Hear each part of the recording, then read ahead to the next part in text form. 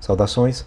Na aula de hoje nós vamos falar sobre aquela que é considerada a primeira, né, das teorias críticas modernas, né, daquela gama, né, de teorias que surgem com o intuito de dar uma visão mais sistemática, científica e mais aprimorada, né, do fenômeno literário. Trata-se do formalismo russo.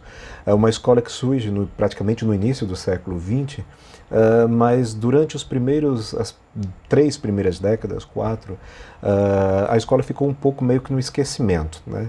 E só no final dos anos 40, início dos anos 50, pela Universidade Americana, é que os formalistas russos retomam com força e os estudos meio que foram direcionando, né, a dianteira, digamos assim, dos estudos literários até então.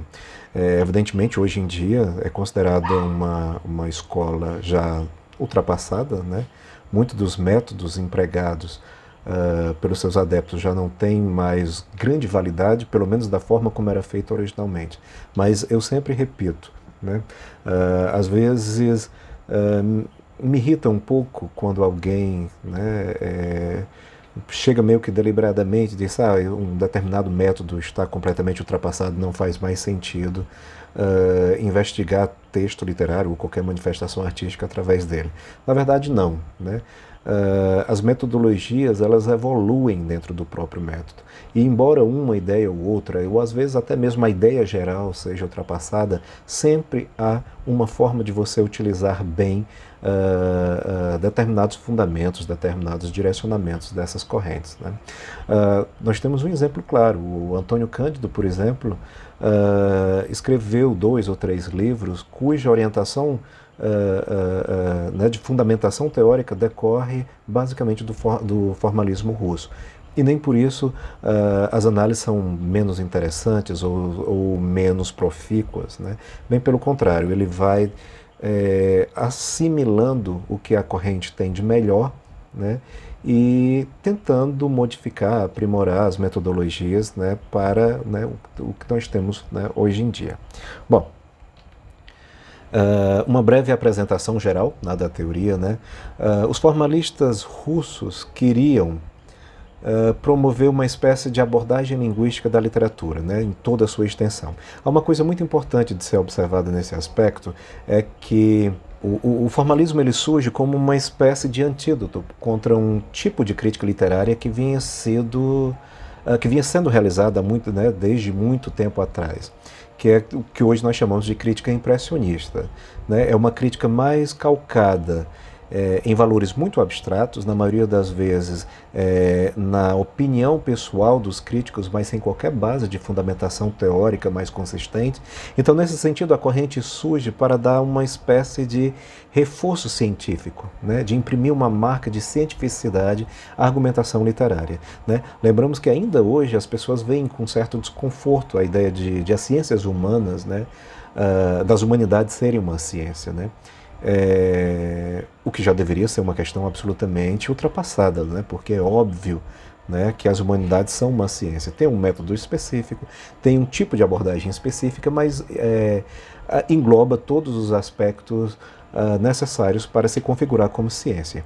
Então, o formalismo russo ele surge um pouco para modificar esse contexto, né? Tirar um pouco a observação do texto literário de uma crítica meramente impressionista, né, que não era calcado em nenhuma base científica, né, metodológica mais forte, mais consistente, e imprimir né, um método mesmo de análise mais coerente e condizente com o fenômeno da criação literária.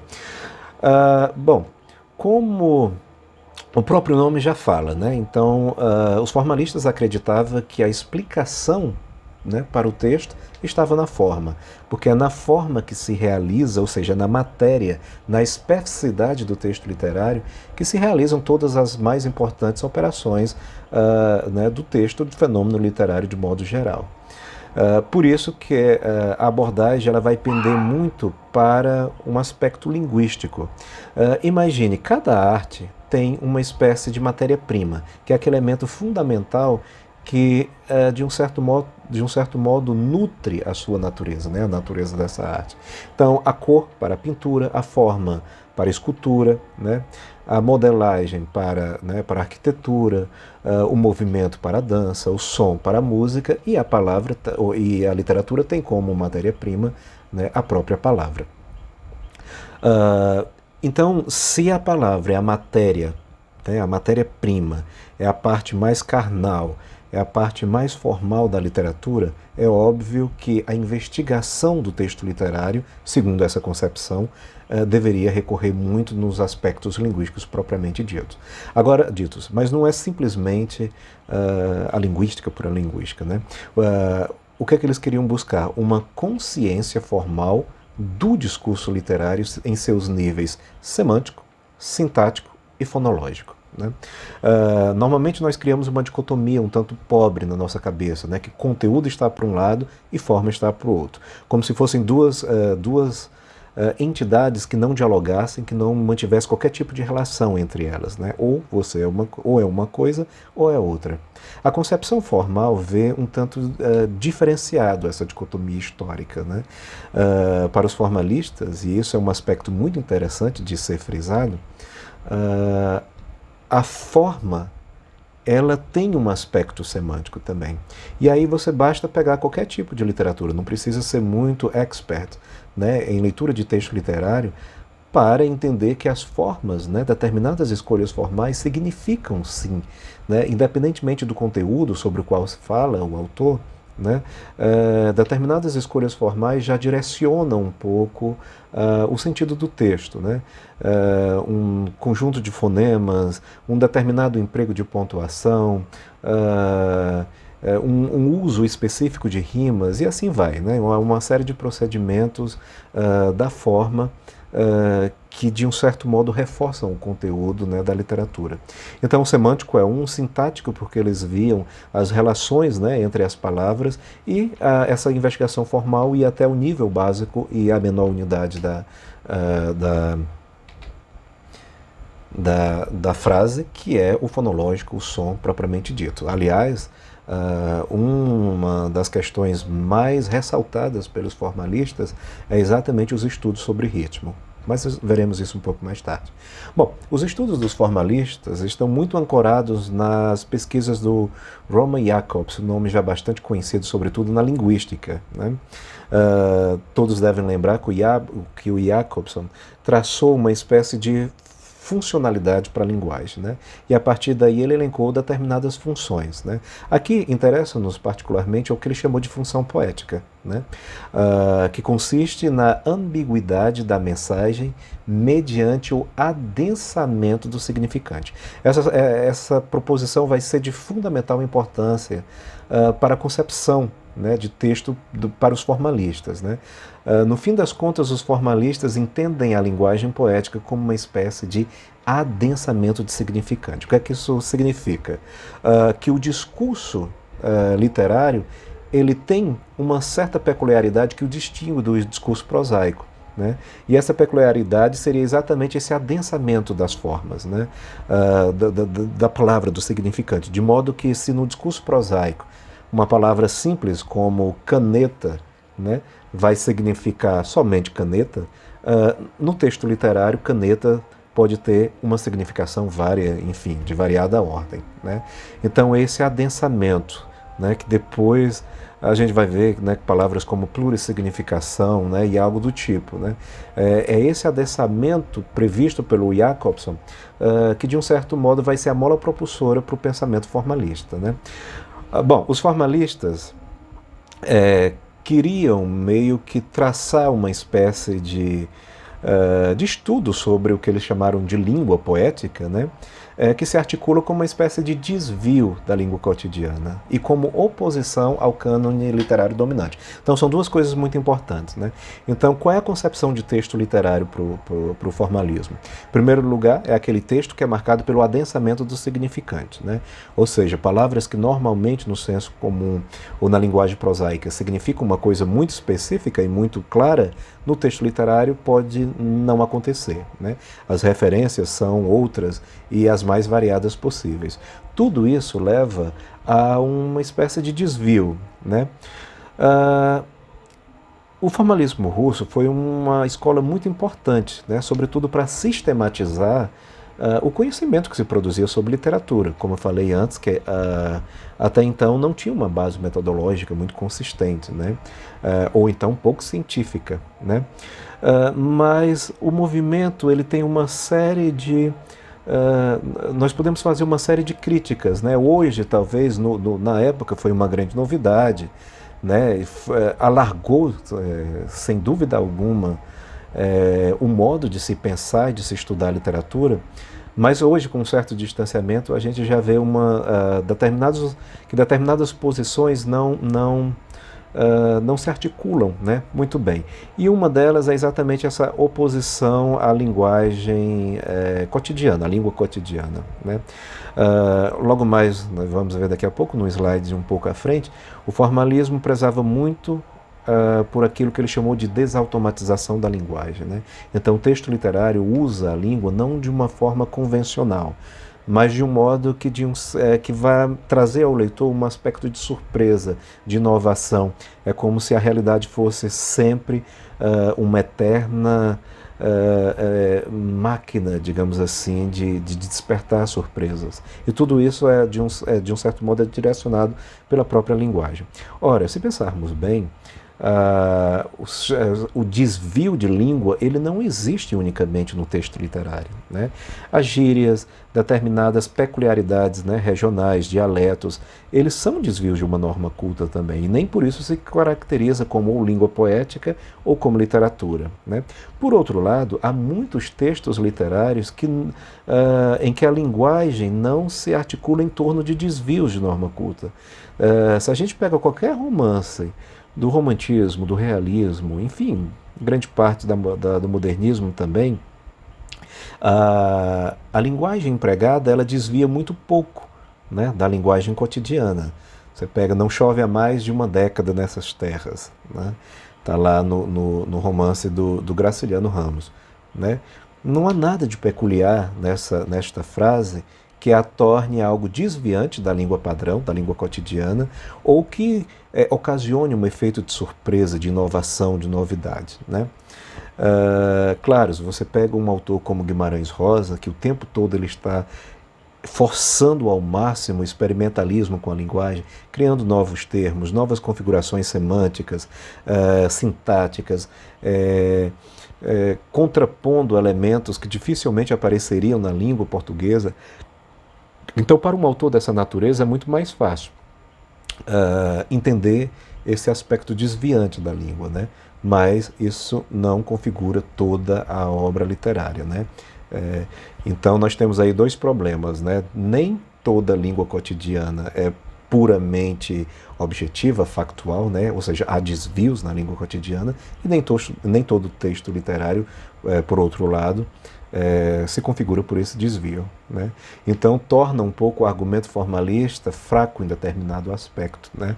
Porque aquilo que é basilar, aquilo que é definidor para a escola, ela é passível de dúvidas, enfim, de questionamento.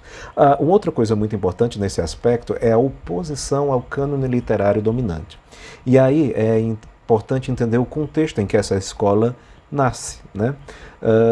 O formalismo nasceu no início do século XX, numa época em que as vanguardas europeias, né, estavam, né, no seu apogeu. Né? Então florescia, né, dia a dia, diariamente, novas formas de representações artísticas, né, extremamente inovadoras.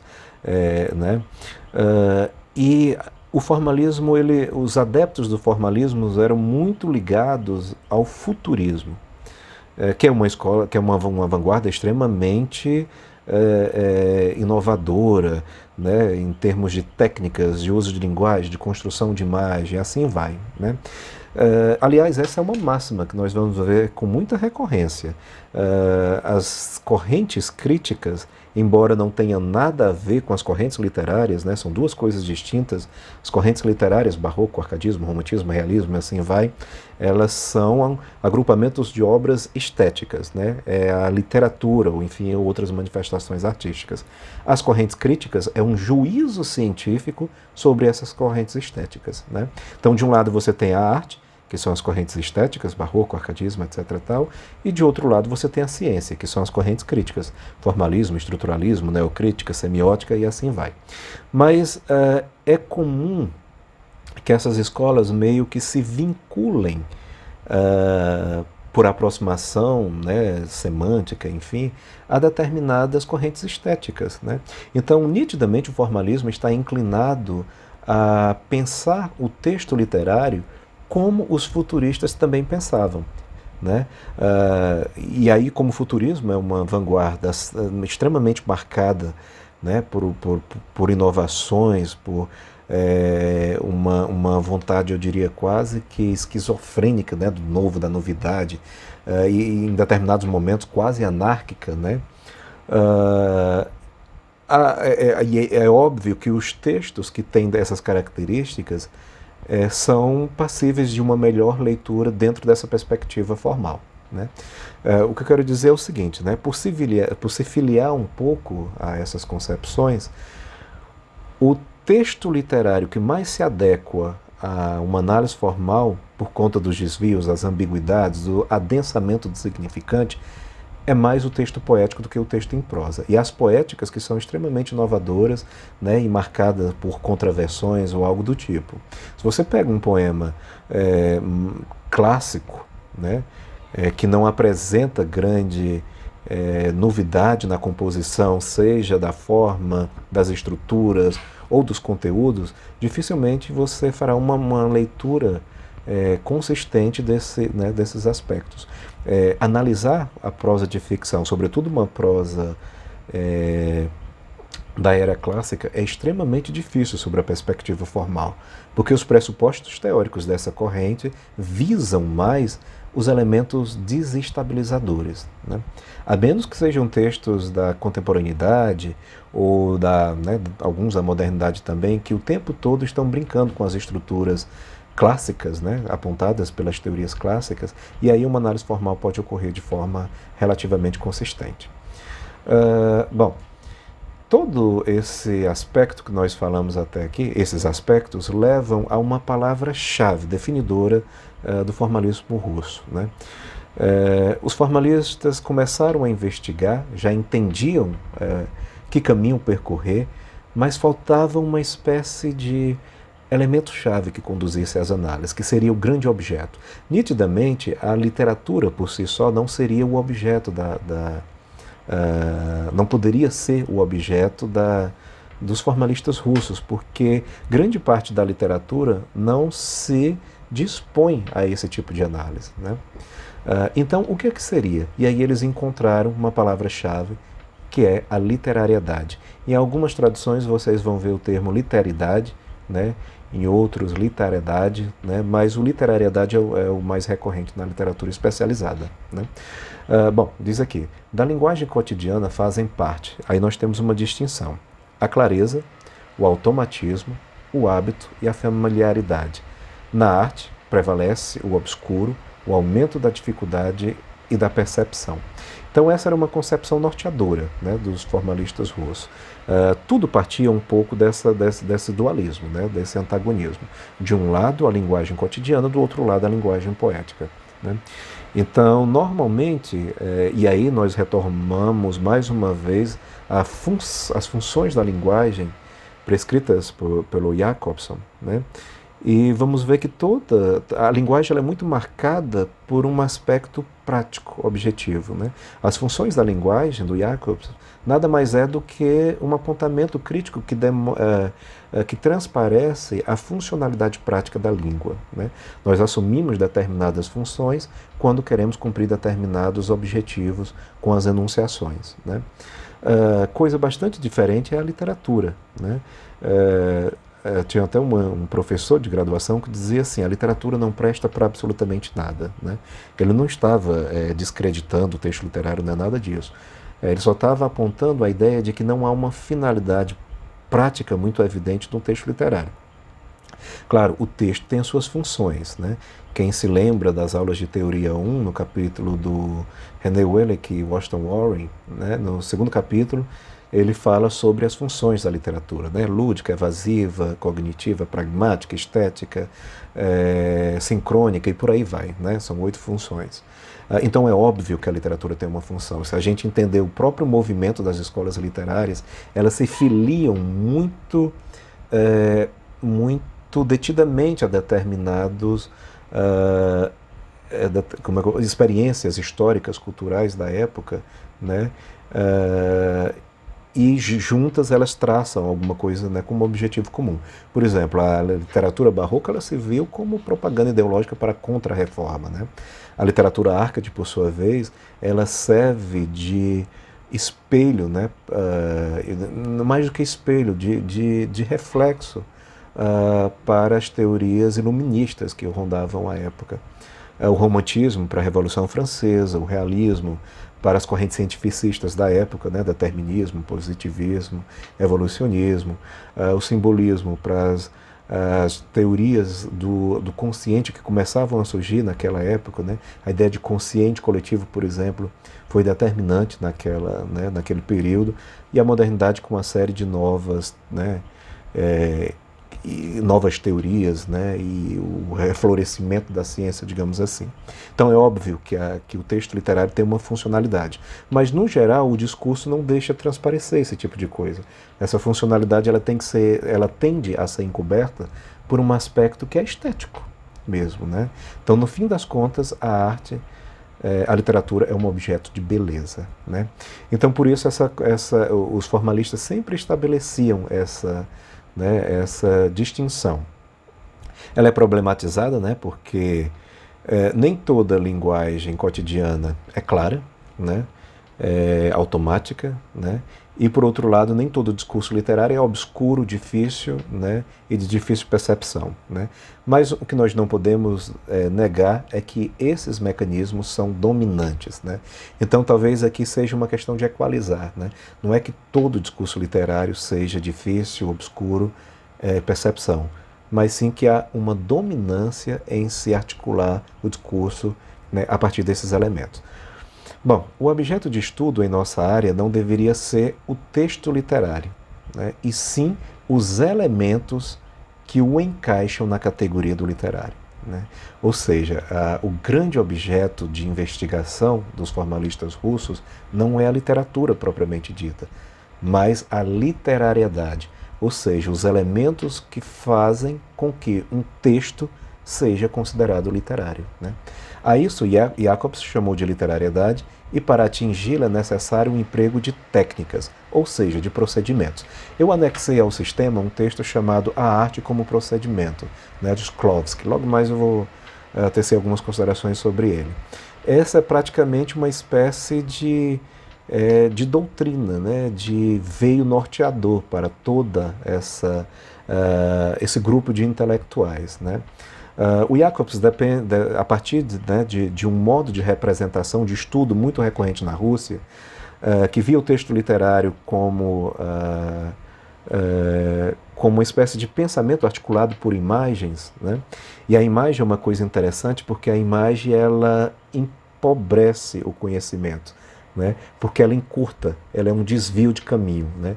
Existe um caminho longo entre duas entidades e a imagem cria um link, né? Como há uma identificação da imagem com a coisa, você acaba esquecendo a coisa e fica só na imagem, ou o percurso que levou até a imagem, né?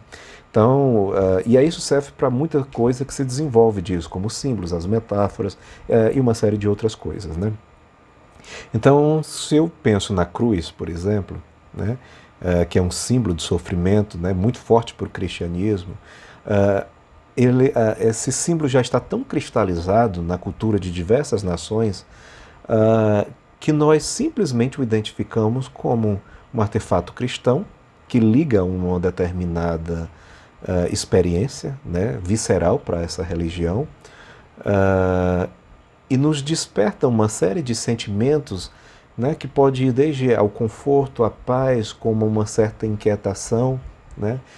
E esses sentimentos são assimilados quase que de forma natural. Por quê? Porque há uma cisão, né? E é exatamente isso que símbolos, imagens, né, metáforas fazem, né? Eu esqueço, né, por que que ele sofreu, por que que o Cristo sofreu, o que é que levou, o que é que está por trás disso tudo, como se chegou à cruz como símbolo, quem é quem é que está mais interessado em manter o símbolo da cruz como algo, né, visceral e forte para certas culturas. Nós sabemos, né, se pensarmos cientificamente, é muito provável que, caso tenha existido, Cristo não tenha sido crucificado, né? A ideia de crucificação não era necessariamente numa cruz, né? Mas numa estaca, né? Os pregos não eram na palma da mão, como normalmente as representações renascentistas e barrocas mostram, né? Mas um pouco mais aqui no punho, porque aqui rasgaria com muita facilidade, o corpo penderia antes mesmo de morrer, né? Então é muita coisa que está envolvida nesse processo todo, mas nós assumimos como algo natural. Isso porque as imagens tendem a fazer isso mesmo. Por essa razão, o Shklovsky propõe uma outra, né, abordagem, né? Ele não quer pensar a literatura através de imagens, que seria um empobrecimento do pensamento, mas através de emprego de técnicas, né, de um procedimento. Então a literatura não é pensar a realidade através de imagens, é pensar a realidade através de procedimentos técnicos. A literatura é um grande simulacro da vida, né? O mundo, como se apresenta, e o texto literário são coisas distintas, né? Você tem um personagem, sei lá, que existe do ponto de vista histórico, um Dom Pedro, por exemplo, que aparece no romance lá do Machado de Assis, variadas vezes, em vários romances, né? Só que uma coisa é a figura histórica Dom Pedro, e a outra é o Dom Pedro que aparece no romance do Machado de Assis, por mais que seja uma figura histórica, né? Então há uma diferença, porque uma é uma construção discursiva e o outro existiu realmente. Então, para construir esse personagem, é necessário técnicas, procedimentos, escolhas, né? Que torna a coisa, e aí o escritor é quem vai direcionar, ou mais próxima do modelo real, ou diferenciada, ou uma caricatura, ou um exagero, o que o torna um herói, ou uma degradação, o que torna um bobo, né? Então, isso é conseguido através, né, de procedimentos estilísticos, formais. E é exatamente isso que os formalistas se propõem a avaliar.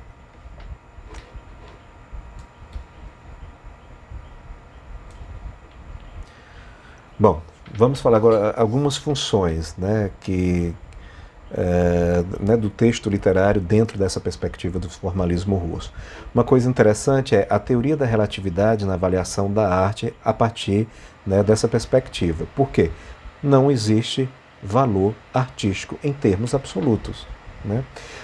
Então, se os formalistas estão interessados em entender a literariedade, ou seja, os processos que tornam uma obra literária literária, eu não posso falar sobre valor, porque o valor ela é do próprio objeto, né? Da própria obra, né?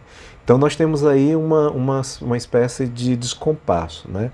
O que os formalistas se propõem a analisar é um procedimento, né, que torna o texto literário, mas o valor repousa no próprio literário, não no procedimento. Então, uma das críticas que se faz a esse tipo de corrente é porque ela se propõe a ser uma investigação científica sobre a literatura, mas ela é incapaz de falar sobre o valor dessa literatura, né? Ela não pode precisar muito se uma obra tem ou não tem valor, né? Porque não existe valor em termos absolutos, né? E os procedimentos normalmente não dão conta desse tipo de coisa, né? Bom, Shklovsky define a arte como a singularização de momentos importantes, né?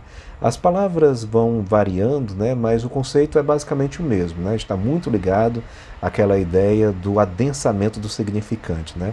Ou seja, a arte torna a linguagem, a realidade, absolutamente singular, né? E aí há uma explicação para isso, né? A celeridade da vida moderna gera a automatização da vida psíquica, pois, em nome da rapidez, anula-se a intensidade do ato de conhecer, né? Então nós vivemos numa sociedade cada vez mais acelerada, cada vez mais exigente sobre os mais variados aspectos, e isso acaba interferindo um pouco no processo de reflexão mesmo sobre a vida, né? Eu costumo fazer uma espécie de pequeno, né, ensaio de atividade com os alunos, pedindo assim: imagine desde o momento que você sai, acorda para vir para a aula, até o momento que chega da universidade, né? Quanta coisa se passa diante dos nossos olhos, e se eu pedir para fazer um resumo desse processo, é capaz de vocês me resumirem em, sei lá, uma linha, né? Um parágrafo, dependendo se a pessoa fala muito, né? Então, só no percurso do ônibus, quantas experiências estão somadas ali, quanta coisa a gente vê, né, do lado de fora da janela, né, pela janela, que acontece, mas a gente não pensa, né? Às vezes até situações das mais variadas ordens, agressão ou não, de alegria estupenda, né, no meio da rua, mas a gente não pensa, né, o porquê, o que é a alegria, o que é que levou. Até porque se a gente for pensar em cada ato que nós fazemos, né, o cérebro vai entrar em colapso, né, porque nós executamos muitas atividades ao longo do dia, física, mental, social, né, e por aí vai, né.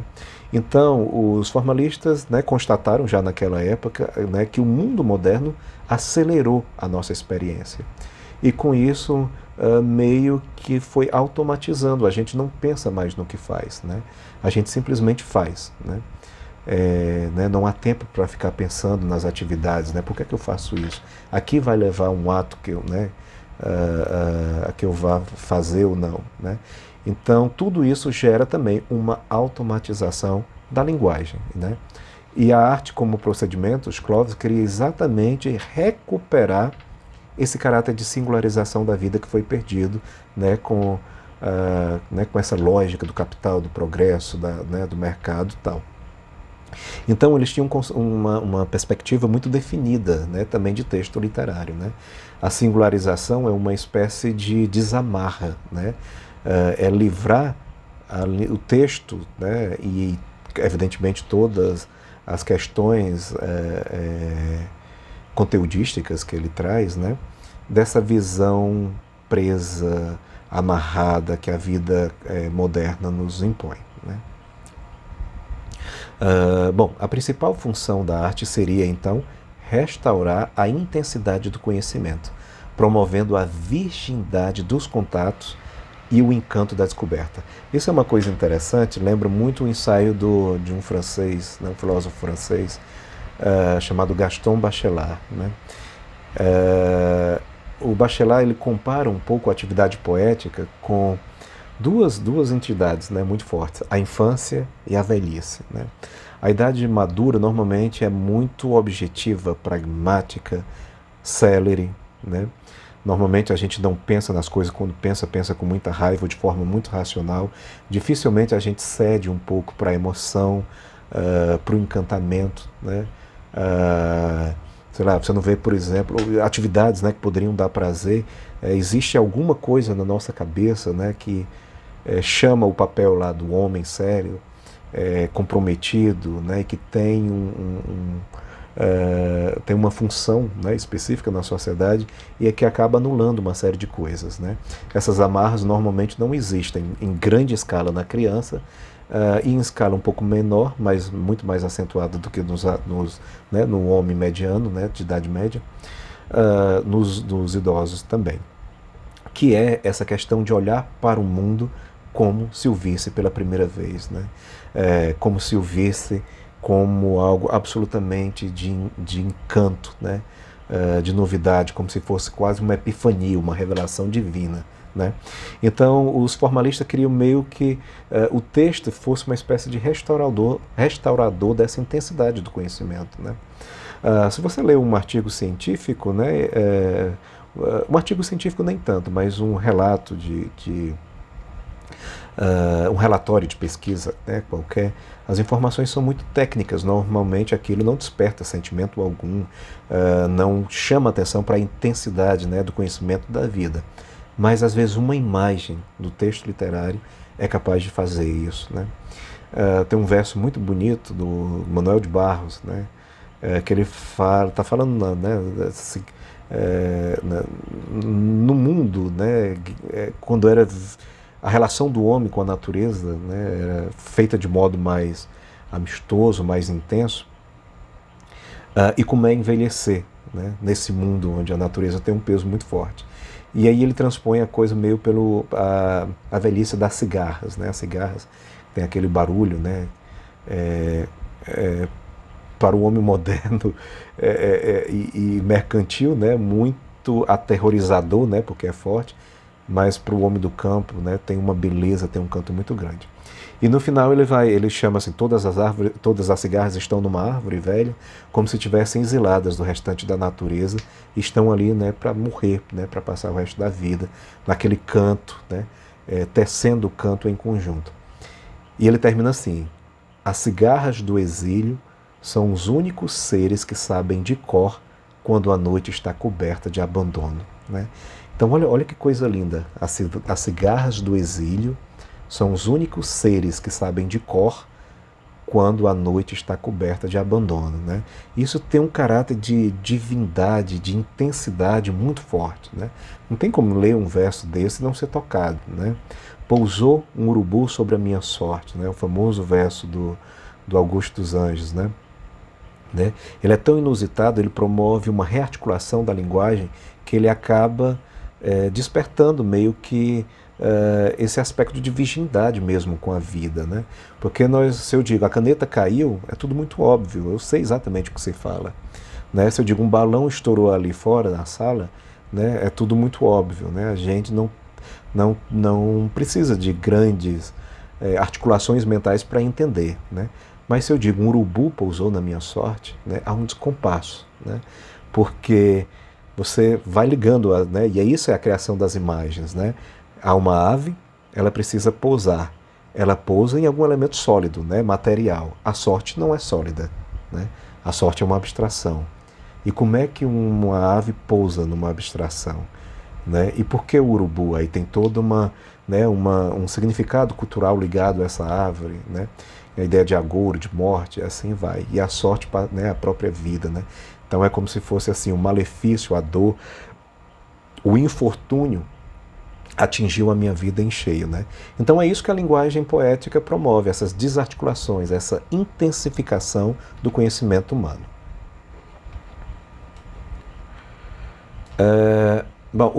Então, para os formalistas russos, o grande objetivo da arte seria exatamente dar uma ideia do objeto como visão e não como conhecimento. Isso é um aspecto muito importante, porque até então era muito em voga a ideia de a literatura é um artifício para se conhecer a vida e o mundo, e de fato é uma das funções da literatura, né? Promover uma espécie de conhecimento mesmo sistemático sobre o mundo, sobre a vida, né? Tá lá no manual do Warren e do Wellick, né? Do Wellick. A função cognitiva, né? Que é exatamente articular conhecimentos, né? Mas o mais importante para os formalistas não é esse teor de conhecimento. Para isso haviam os livros teóricos, didáticos, né? E de outras naturezas, né? A literatura, ela cria uma visão específica do mundo, né?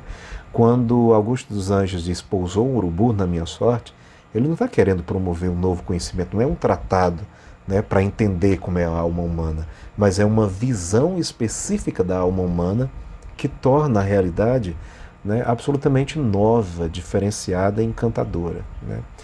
Então vocês veem que tudo está girando em torno dessa palavra-chave, que é a desautomatização, né? É a divergência, é o desvio. Os formalistas usaram muito essa palavra, né?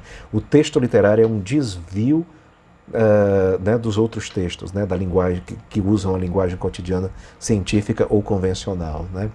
Então, a finalidade da arte seria gerar a desautomatização, mediante dois procedimentos, né? Um de ordem temática, né, que é o estranhamento, né, quando o texto literário fala de fala, né, está na ordem do tema, né, de coisas que não são comuns na vida. Por exemplo, o Memórias Póstumas de Brás Cubas, ele já começa sendo narrado por um defunto, né? Então isso é um estranhamento, porque a realidade não me dá a possibilidade de lidar com esse tipo de experiência específico, né? Nenhum defunto vai contar a sua própria história, né? E o romance começa exatamente nesse aspecto. Então esse é o estranhamento. Ou a singularização da estrutura, que é um aspecto mais material, né? Então esse é mais abstrato, mais ligado à semântica, e a singularização é mais ligado aos elementos materiais. Como num poema do Manuel de Barros, que em determinado momento ele está discorrendo sobre, né, a pequenez do mundo em que ele vive, e aí chega um ponto que ele coloca 3 versozinhos muito pequenos. Ele me coisa, ele me rã, ele me árvore, né? Essas estruturas, elas não são comuns, né? As palavras coisas, rã e árvore, que são substantivos, estão desempenhando a função de verbo nesses versos, né? Que dá um caráter absolutamente inovador e estranho. Ele me coisa, né? Como no sentido ele me toca, por exemplo, né? Ele me rã, ele me árvore, né? A singularização da estrutura que o artista oferece à contemplação, né? Então a gente vai basicamente estudar isso daqui. Tudo que eu falei até então, né? Todo o processo de literariedade, de investigação da literariedade, né? Vai repousar um pouco sobre essa desautomatização no emprego da linguagem, né? Que pode ser mediante o estranhamento, quando é temático, ou singularização, quando é mais material, né? Mais no nível material. Alguns procedimentos utilizados pelos formalistas, né, na leitura, na concepção das ideias, né? Uma coisa importante de se destacar é que a literatura, né, para os formalistas, é uma espécie de simulacro, né, convencional de signos, e não a expressão imediata da vida, como se costumava pensar no senso comum, né? O que é o simulacro? É uma simulação, né? Até então, era comum pensar que a literatura era uma extensão da vida, né? Quantas vezes a gente não ouviu a expressão a arte imita a vida, né? Como se a literatura só tivesse a função de reduplicar a realidade, né? E os formalistas dizem não, né? Essa é a menor das preocupações da literatura. Aliás, a literatura não tem preocupação e vínculo algum com a realidade, né? Ela não passa de um simulacro. Aquilo que aos nossos olhos parece ser real não passa de uma simulação de real, né? E como é que essa simulação é feita? Através do procedimento técnicos, né? Ou seja, o autor lança mão de uma série de técnicas para que o seu texto, embora seja uma criação discursiva, aparente ser extremamente verossímil ou verdadeiro, né? Eu gosto muito de comparar um pouco com o cinema, que eu acho que é mais claro para se entender essa questão de simulacro, né? Não existe propriamente medo, suspense no cinema, porque tudo aquilo é técnico, tudo aquilo é artificial, é gerado, né? Ele é escrito antes, todos os atores, né, sabem de cor, né, o que é que vai, né, acontecer ali, mas o leitor precisa ter essa sensação de medo, de estranhamento, né, de suspense. E aí o que é que o diretor faz? Ele usa uma série de técnicas para simular essa ideia do medo, né? Então uma música, né, aquelas músicas clássicas já, né, dan, dan, dan, dan, dan, dan, dan, né? Tem várias, né? Essa é do Tubarão. Uma cena mais fechada, né? Porque se você tem um take aberto, você vai ver tudo, né, que está ao redor. Então, né, se houvesse algum elemento surpresa, já se viria com grande facilidade. Então, normalmente takes fechados e alguém entra de supetão ali de surpresa, te causando um susto. A passagem brusca, né, de uma situação relativamente calma para outra mais agitada, uma coloração mais densa, escura, né, a presença de luz normalmente é mais fraca nessas cenas, enfim, uma série de outros elementos técnicos para criar no leitor esse sentimento de tensão, de medo e por aí vai. Com a literatura acontece a mesma coisa, né? Quantas vezes a gente está lendo um texto e fica extremamente preso, né, à narrativa, porque sabe que alguma coisa grave ali vai acontecer, né? Então o leitor, o autor, ele já vai dando marcas, ele já vai meio que direcionando, né, os elementos formais da narrativa, do poema, se for o caso, né, para um fim que ele quer, né? Aí pode ser, né, o medo, o suspense, o riso, né, a pena, né? Às vezes o autor quer que você sinta pena de um determinado personagem, ou o asco, o nojo, né? Então tudo isso é o que a gente chama de simulacro, né? São as técnicas utilizadas para simular um sentimento humano, né? Então às vezes eu vejo os alunos muito cometendo um erro, né? Que parece ser uma coisa muito simples, assim, muito boba, né? E muito factual, mas não é, né? Eu vejo muito em textos assim. Ah, nesse momento o autor nos faz um medo, né? Nos faz sentir medo, né? Ou mais ainda, né? O leitor sente medo nessa passagem, né? Não se pode afirmar isso, né? Você não pode afirmar que todo leitor vai sentir medo, por exemplo, lendo O Gato Preto do Edgar Allan Poe, né? O que eu posso dizer é que o autor motivou as formas da narrativa para que o leitor sinta medo, né? E aí isso é notório, né? Ele de fato ele gerenciou tudo que está ali, né, para criar um aspecto de suspense, né, de suspensão, né, que levaria ao medo, né? Agora, se vai sentir ou se não vai sentir, isso depende, é muito pessoal, depende de cada leitor, né? Então, não é que o texto faz o leitor sentir medo, né? Mas é que houve ali um trabalho de simulacro para que o leitor sinta medo, né? A mesma coisa com o cinema, né? O filme pode ser uma mil maravilha do ponto de vista técnico e uma pessoa simplesmente não se assustar, né? Bom, Shklovsky negou a ideia da imagem como instrumento conhecido para se atingir o desconhecido, né? É o que eu falei antes, né? A ideia da imagem não vale porque ela cria né, uma vereda entre o conhecimento e a linguagem que apenas automatiza, né, o conhecimento. Para ele, as imagens são essencialmente as mesmas ao longo da história, cabendo aos períodos e aos respectivos autores apenas a seleção de velhas imagens em novas combinações. Isso é um aspecto interessante também, né?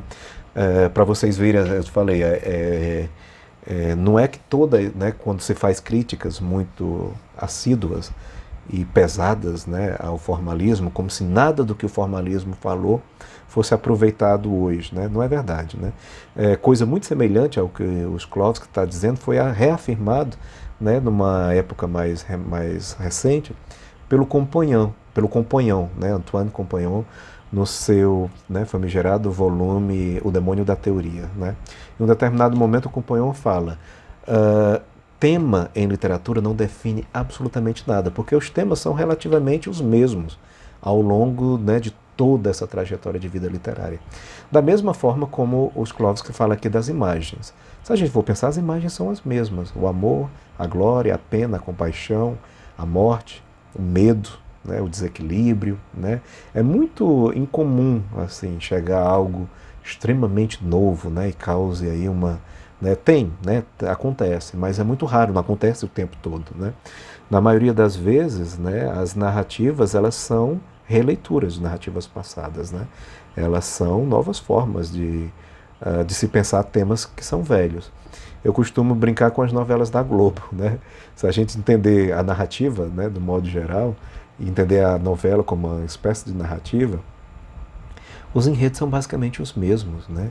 A gente nem precisava assistir, basta ver a chamada da novela que a gente já sabe que aquele mocinho vai terminar com aquela mocinha. Vez por outra há uma reviravolta no meio disso tudo, né? Mas os temas são os mesmos. Quantas vezes, né, não se falou, sei lá, sobre traição, né, nas novelas da Globo? Acho que termina uma e começa outra, né? Aí às vezes é um tema mais social, né, violência, mas isso já veio, né, de muito tempo, né? Isso acontece com a literatura também, né? Aí vocês me perguntam, mas professor, eu leio uma obra e ela é muito nova para mim, porque a seleção das imagens e a combinação que o autor faz é nova, é diferenciada, né? Então isso é que dá o caráter de frescor. Então é por isso que os formalistas se prezavam muito a análise da forma, da literariedade, né? Porque o tema é o mesmo, é o recorrente, e em alguns momentos até o mesmo da realidade factual, né? O que é diferente é o modo como os escritores arranjam, né, todo esse conteúdo, né? E é isso que vai dar o caráter de, né, diferenciador para cada autor. E aí a gente pode fazer um teste, basta pegar um tema qualquer, sei lá, o abandono de um filho pelos pais, por exemplo. E vocês vão ver que esse tema é recorrente em muitas narrativas do mundo afora, né? Mas cada uma delas parece ser algo absolutamente diferente da outra, porque as combinações, as imagens escolhidas, o ponto de vista, os personagens para se tratar esse tema são extremamente diversos. Bom, a literatura nunca é sobre coisas ou situações, mas sim o resultado da adequação entre procedimento e matéria, né? Entre técnica e conteúdo e vida, né?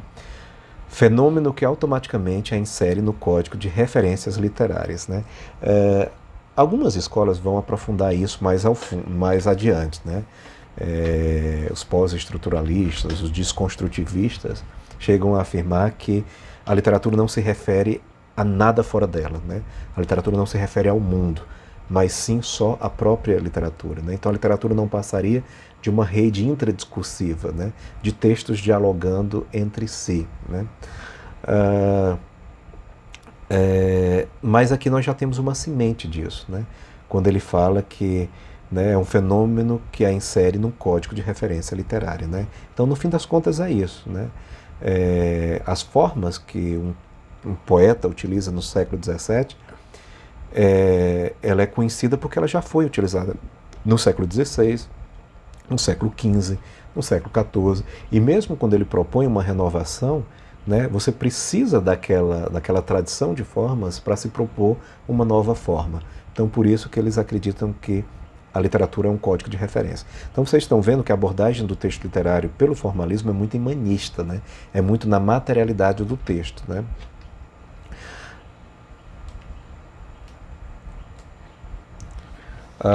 Bom, como eu falei lá no início, né, um dos aspectos formais a que mais se dedicou a análise formal foi questões relacionadas à música, né, a música da literatura, né.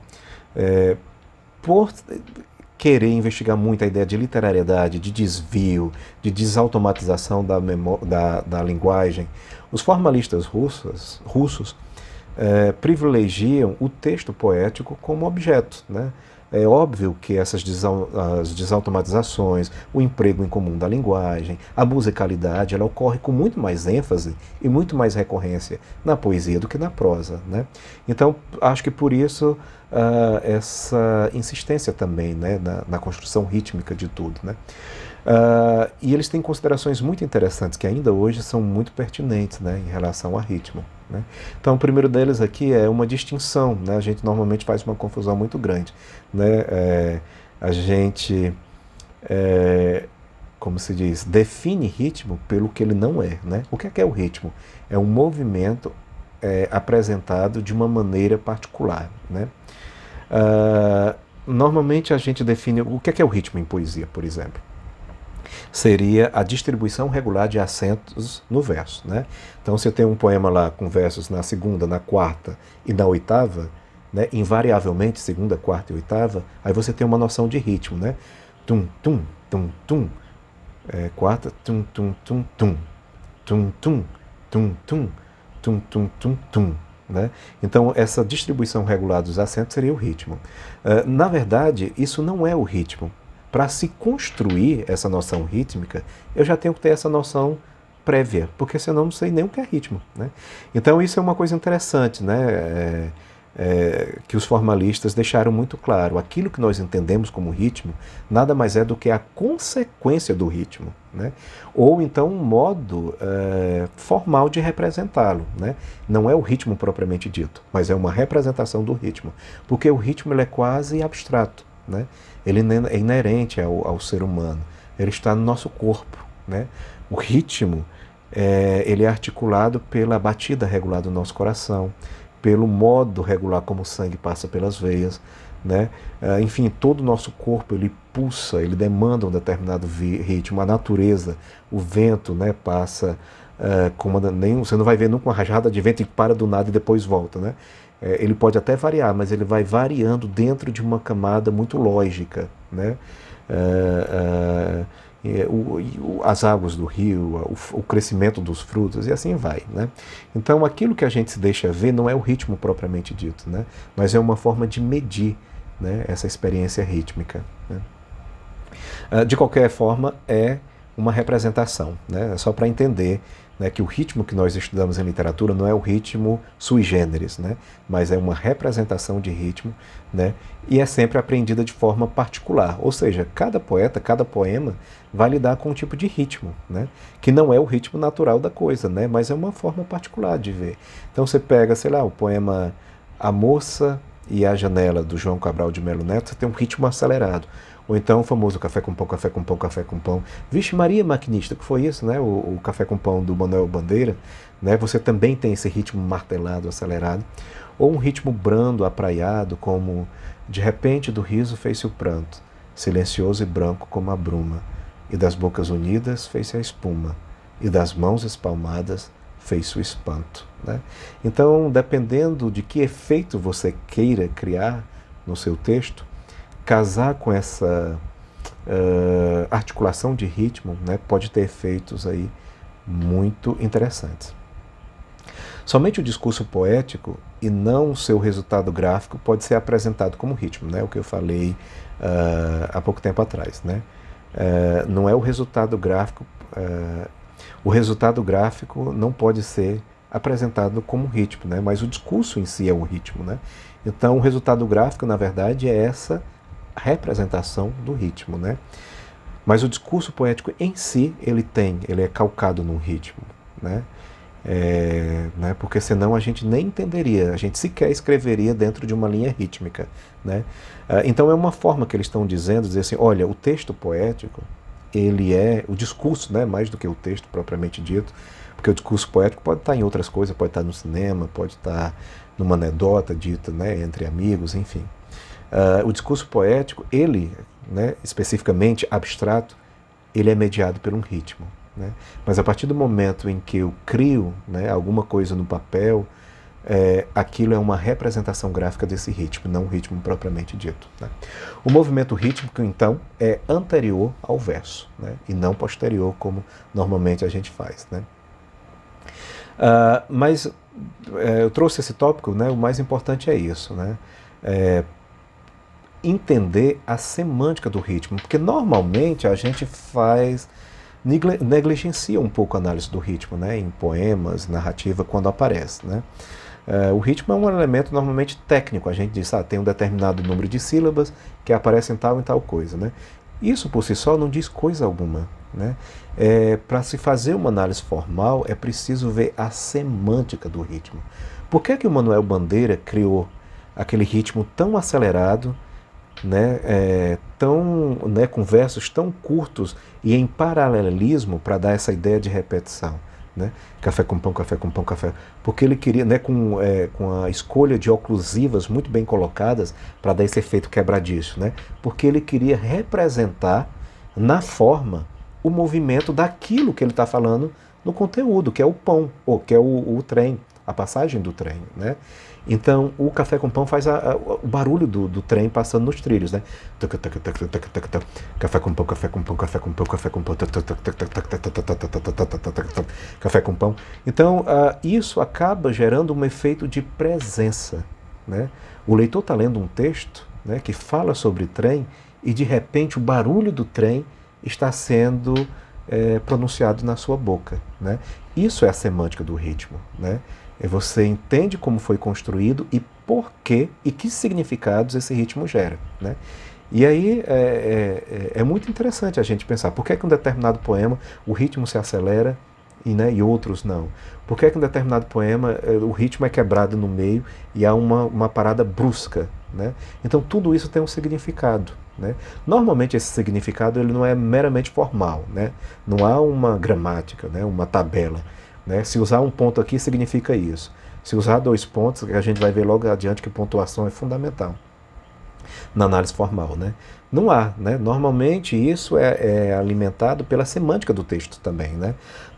Um exemplo claro, acho que todo mundo conhece o poema Confidência do Itabirano, do Drummond, né? Alguns anos vivi em Itabira, principalmente nasci em Itabira, por isso sou orgulhoso, triste, de ferro. 80% de ferro nas almas, 90% de ferro nas calçadas. O Drummond, ele escolhe consoantes muito duras, né, para essa passagem aí.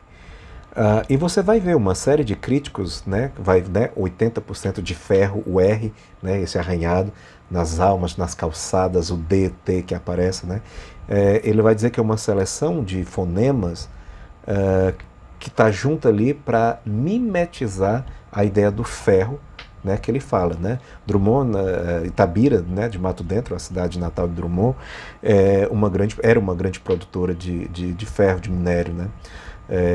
Uma das cidades onde a Vale do Rio Verde, por exemplo, está instalada, né? Então, o R, o T e o D está ali para passar essa ideia do ferro, do metal, da coisa dura, né? Por quê? Porque o poema fala sobre isso. Essas mesmas consoantes aparecem no poema do João Cabral de Melo Neto, A Educação pela Pedra. Só que ele não representa o ferro, mas sim a pedra. Aparece num outro poema do Drummond, onde ele está falando de um conflito pessoal. E aí não representa nem a pedra nem o ferro, mas a própria dificuldade psicológica de se lidar com as adversidades. Então, está entendendo? As escolhas formais, né, de ritmo, de pontuação, de tudo, o significado que vocês vão imprimir a esse tipo de coisa, ele é muito mediado pela semântica geral do texto, né? Pelo que está sendo discutido, enfim, naquele momento. Bom, para sintetizar a coisa, né, porque nós fizemos considerações teóricas, metodológicas, né, de funcionalidade, então pode parecer muito abstrato, né? Vocês estão entendendo o conceito, o funcionamento, de onde é que vêm as ideias, né, para os formalistas russos, né, para se entender o que é o formalismo russo. Né? E às vezes fica diferente como é que eu vou analisar, né, propriamente dito. Eu fiz, né, a gente vai fechar a aula de hoje com isso, um roteiro, né, que eu chamei de roteiro de análise formal. Quais são os passos a serem seguidos metodologicamente para se fazer uma análise de um texto a partir do formalismo russo, né? Então são esses passos. Na próxima aula nós vamos empregar, né, esses passos, né, na prática mesmo, né, em leituras de poemas. Então, aqui. Eu coloquei 1, 2, 3, 4, 5, 6. 6 passozinhos básicos, né? Vocês vão pegar um texto e vão tentar encontrar isso tudo, né? Então, o primeiro passo, identificação e análise do processo de desautomatização, né? Pega um texto, onde é que há desautomatização nesse texto? Né? Aí lembra que são de duas ordens, o estranhamento, que é de ordem temática, e a singularização, que é de ordem estrutural, material ou, né, físico, né? Então, um vai para a forma e outro vai para o conteúdo, né, digamos assim. Então, a primeira coisa é identificar e analisar, né, quais são os efeitos estilísticos gerados, os efeitos de sentido, né, qual é a funcionalidade, né, desse estranhamento no texto. Né? Se vocês estivessem analisando, por exemplo, Memórias Póstumas de Brás Cubas, o primeiro elemento é o capítulo inicial, né? Olha, há um estranhamento nesse texto, né? Ele está sendo narrado por um defunto, né? Isso é um estranhamento de ordem temática, né? Qual é o significado? Então, a primeira coisa é identificar, né? Identifiquei o estranhamento. Qual é a função disso? Que efeitos estéticos isso gera, né? Ou a singularização, né? Sei lá, aí eu ia pegar que tem muitos, né? Um exemplo clássico, a metamorfose do Kafka, né? O indivíduo se transforma em um inseto asqueroso. Isso é um estranhamento, porque não está na ordem do humano, né? Ou seja, é um desvio, né, do que a gente entende como que seria vida, né? Registro antropológico da vida. Então a primeira coisa, identificou e explica por quê, né? Dá uma explicação, o que é que ele quer com esse tipo de coisa. E a mesma coisa com a singularização, que aí acontece no plano da frase, do verso, etc. Né? Sei lá, O famoso ele me rã, ele me árvore, né? São estruturas que não... Tem o João Cabral tem um verso que eu acho lindo, é assim: tem a cadela, não, tem o rio, um parto fluente e invertebrado como de uma cadela, né? Ele é meio desarticulado, né, do ponto de vista, é meio singular, porque determinadas estruturas estão associadas a seres que naturalmente não, né, não teriam aquilo, né? E aí, na literatura, né, você tem uma série desses elementos, né? Né, você pega um poema, por exemplo, simbolista, né, a música da morte, que estranha, nebulosa música sombria, que passa pelos meus nervos, né? Então, a reticência do ritmo muito, né, uma série de gerúndios, né? Tudo isso causa uma singularização de estruturas, né? Porque normalmente a gente não fala assim, né? Com ritmo muito acentuado em determinadas partes. Então, identifica e explica. Segundo elemento, identificação e análise da construção das imagens, né? As imagens, no geral, isso é um desdobramento do outro, né? No geral, as imagens já serão fruto de um desses dois elementos aqui, né?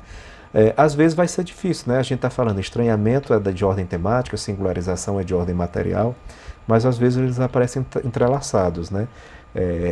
A própria singularização, né, que está na ordem material, gera um estranhamento também, como é esse poema do João Cabral que eu falei, né? Ele começa com uma singularização, porque as estruturas não são muito comuns na língua, né? O rio tem um parto fluente, invertebrado, como de uma cadela, né? Mas acaba acaba contaminando a ordem temática também, né?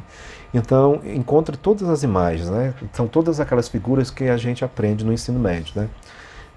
Metáfora, metonímia, paradoxo, hipérbole, hipérbato, oxínomo, e por aí vai, né? Tantas outras que tem aí, né? Tudo isso, essas imagens, todas essas figuras de linguagem são elementos muito fortes na criação imagética, né? Então identifica quais são essas imagens e analisa, explica, né? Qual é a funcionalidade de ela aparecer naquele momento do texto, né? Depois vai para a análise dos procedimentos linguísticos, né, em todas as suas esferas, os fonemas, os vocábulos, as frases, as orações e por aí vai, né? Faltou um elemento muito importante, que é a pontuação aqui também, né? Então, por que que eu falei o do Drummond, por que que o Drummond, num determinado poema, resolveu colocar muitos R's, T e D, né, num verso, né? Então tem uma explicação para isso, né? Então encontra e explica. Sei lá, tem um poema do Manuel Bandeira, não sei se vou lembrar de qual, bem curtinho, Aonde Anda a Onda, né? Esse tá um grupo vocálico muito próximo, né, que cria um efeito rítmico muito interessante, né? Aonde anda a onda, né? Dessa ideia de ondulação, aonde, né? Então, por que esses fonemas aparecem juntos, né? Qual é o significado, né, deles naquele momento lá? A mesma coisa com o emprego de um vocábulo, né? Às vezes tem, né? Por que que o João Cabral diz que o rio é um parto de uma cadela, né? Ele compara o rio com uma cadela no parto, né? Então, o vocábulo cadela associado a rio, né? São duas coisas que aparentemente não tem nada a ver, né? Ele causa um estranhamento, né? Então, identifica, né, o uso desse vocábulo incomum para aquele contexto e explica. Às vezes é uma frase inteira, né? Pousou um urubu na minha sorte, por exemplo, né? E depois ele vai explicar, né, a frase inteira, a oração e assim vai. E a pontuação é muito importante na análise formal, né? Cada ponto ele tem um significado, né? O ponto significa uma coisa, a vírgula, o ponto e vírgula, dois pontos, reticências, exclamação. E normalmente na poesia, os poetas utilizam de forma muito ostensiva a pontuação e significando coisas muito precisas, né? Então, pontuação também é interessante. Último, depois, investigação, acho que faltou, né? E análise da semântica dos movimentos rítmicos, né? Que a gente falou um pouco no slide passado, né? Identificar quais são os ritmos utilizados pelos autores e qual é o significado disso. E aí, quando eu falo em ritmo, eu não estou falando, eu estou falando na frase eu estou falando na música da frase como um todo, né? E não apenas a parte de escansão, como normalmente a gente faz, né? Caiu na segunda, na quarta e na sexta sílaba, né? Então é como um todo, né? Sei lá, você vai ver que em um determinado momento o ritmo acelera e em outros momentos o ritmo é mais lento, né? Então, por que está mais acelerado numa parte, por que está menos acelerado né, em outras, né? O poema Poética, do Manuel Bandeira, por exemplo, tem muito disso, né? Estou farto do lirismo comedido, do lirismo não sei o quê, né? Ele começa bem incisivo, rápido, e em um determinado momento ele para, depois volta mesmo. Quero antes o lirismo dos loucos, o lirismo dos bêbados, o lirismo triste e pungente dos clowns de Shakespeare, né? Então, a parte mais contida, né, mais lenta, né? Por que é que o início é acelerado e depois, nesta parte especificamente, ele cadencia o discurso para torná-lo mais lento, né? Então, tudo isso está dentro da análise rítmica, né? Depois, identificação e análise do mecanismo de simulacro, né, que é aquilo que eu falei, são as técnicas utilizadas para simular determinados sentimentos, né? Em determinado passagem do texto que há uma nítida propensão a fazer o leitor, sei lá, a ter medo, a chorar, a rir, a acreditar no personagem, a desacreditar no personagem, tudo isso são técnicas de simulacro, né? Então identifica e depois analisa, né, mostrando quais são os efeitos, sempre é isso, mostrando quais são os efeitos gerados, efeitos estilísticos, né, por essa escolha e qual a função dentro do texto, né? E por fim, é preciso fazer também uma coisa que a gente já fazia na escola, que é uma análise formalista por natureza, que são os elementos clássicos de versificação, né? Aquela velha história, rimas A, B, A, B, B, A, B, B, A, alternadas, interpoladas, opostas. Se as palavras que rimam são ricas, pobres, né? São preciosas, se a rima é toante ou consoante, o que mais tinha? Enfim, toda a própria, né, escansão do verso, né, qual é a medida dele, todos esses elementos clássicos de versificação, eles são heranças da análise formal, né? É uma análise formalista do texto, né? Qual é o grande problema? A leitura não pode esbarrar na mera identificação, né? Eu vejo muito aluno colocando assim, né? Quando a gente pede análise de algum poema, né? Aí diz assim, as rimas do poema são A, B, B. Isso não diz nada. Sim, e daí? Né? Então, para a análise ficar completa, eu preciso dizer por que essa rima é A, B, B. Quais são os efeitos? Porque ele poderia ter escolhido qualquer outro modelo, mas escolheu esse daí, que são as rimas paralelas, né? A, B, B. Então, quais são os efeitos de sentido gerados pela rima paralela, nesse contexto específico, né? Qual é a função, né, desse tipo de escolha? E aí vocês vão ter que encontrar uma resposta. Para todos eles, né? Para todos, né? Tem um poema que tem 7 sílabas, outro tem 10, né?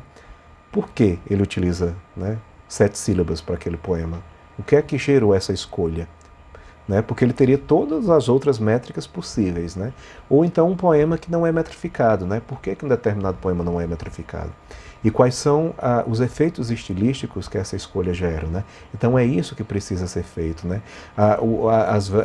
As palavras que rimam, né?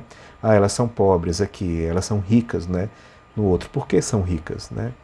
Quando você não sabe o porquê, né, no mínimo você tem que dizer qual é o efeito que esse emprego gera, né? Ficar só na mera identificação não é análise, né? Tome muito cuidado com isso. Se a gente pede uma análise formalista e vocês apenas identificam onde está o estranhamento, a singularização, onde estão as imagens, né? Onde estão esses procedimentos todos aqui, e não explica, não é uma análise, né? Ela não serve para absolutamente nada, né? Então, são 2 etapas. Primeiro, a identificação, né,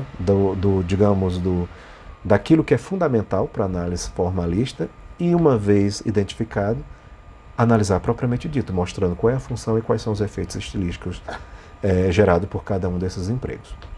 Bom, ficamos por aqui, né? Guardem esse roteiro, porque é o que vocês vão utilizar para analisar os textos, e a próxima aula nós vamos empregá-lo, né, de forma objetiva, a partir de alguns exemplos, né, dados. Até a próxima. Tchau.